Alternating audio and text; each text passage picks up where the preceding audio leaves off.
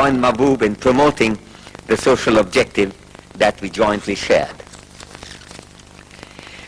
Well, Mahbub did manage to do exactly what he hoped to do.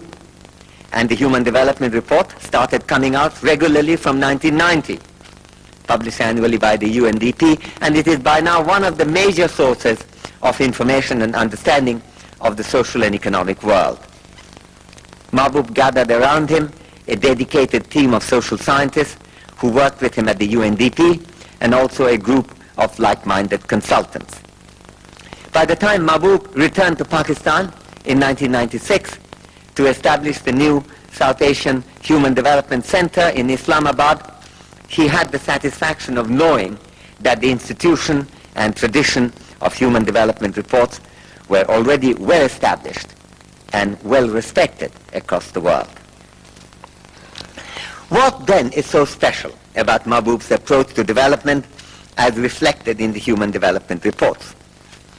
The Human Development Index, the HDI, which these reports made into something of a flagship, has been remarkably successful in serving as an alternative measure of development, rivaling the gross national product, GNP. Based on three components, namely indicators of basic education, longevity, and income per head, it is not exclusively focused on economic opulence, as the GNP is, and it certainly has served to broaden empirical attention in assessing the process of development. I did not, I must admit, initially see much merit in the HDI itself, which, as it happens, I was actually privileged to help him devise.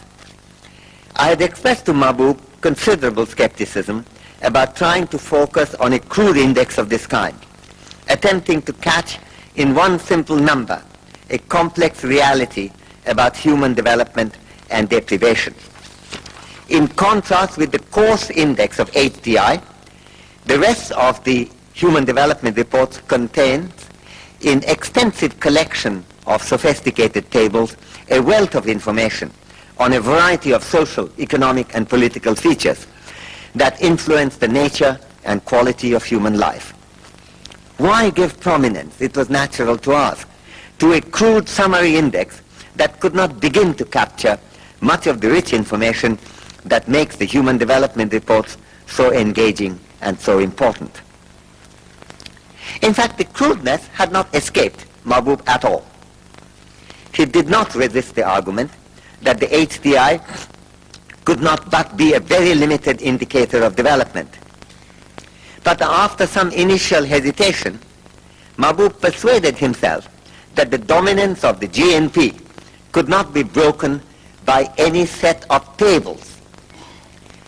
People will look at these tables respectfully, but when it came to using one measure of development, they would still go back to the unadorned GNP, because while it is crude, it's convenient.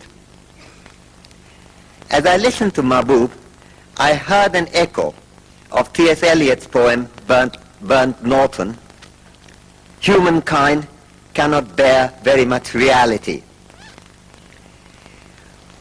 Mahbub explained to me, we need a measure of the same level of vulgarity as the GNP.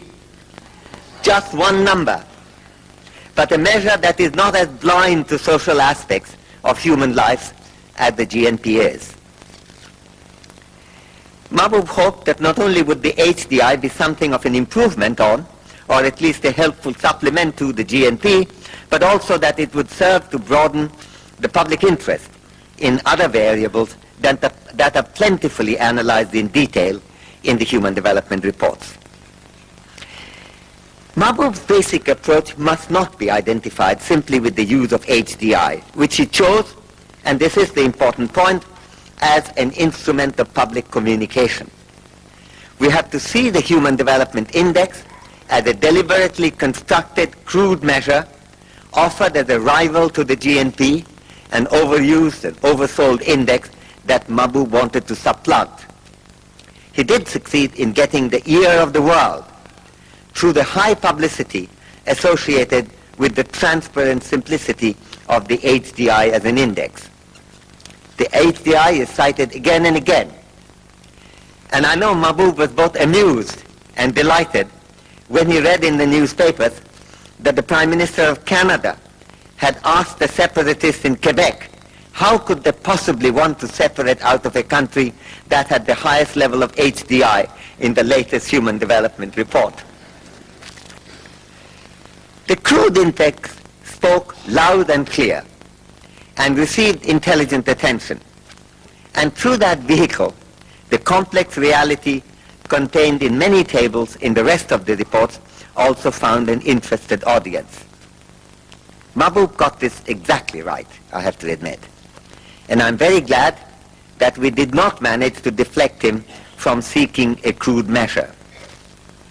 By skillful use of the attracting power of the HDI, Mahbub got readers to take an involved interest in the large class of systematic tables and detailed critical analysis presented in the Human Development Reports. Mahbub had an optimism that was infectious, partly because it was so well reasoned. This applied not only to the informational transformation that Mahbub managed to bring about in the accounting of development, but also to the policy issues that he systematically targeted.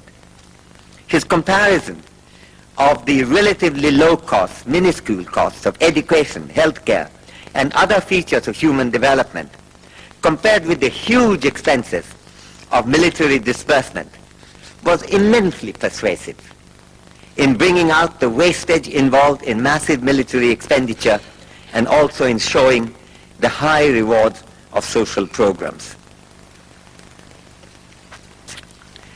I saw Mahbub last when he came to visit me in Cambridge earlier this year. He could spend half a day in Cambridge, and we talked not far from where we had first met 45 years ago as undergraduates. Aside from his cure for the world, he outlined to me his special hope for South Asia to cut military expenditure drastically in both India and Pakistan. The subcontinental nuclear explosions, which occurred soon afterwards, have not exactly advanced that program. The direction of change, opposite to what Mahbub had hoped, pained him greatly. Nevertheless, Mahbub's careful arguments against the arms race in the subcontinent and in general in the world stand strong and firm. As reasoned critiques emerge, both in India and in Pakistan, the force of his arguments cannot fail to receive the attention they deserve. Mahbub may ultimately win in this field too, as he has in others, particularly in broadening the accounting of human development. The inspiration and the reasoning, the courage and the creativity that made Mahbub al-Haq what he was, will continue to influence the world. It is an inheritance that we receive with gratitude and with affection and pride. Thank you.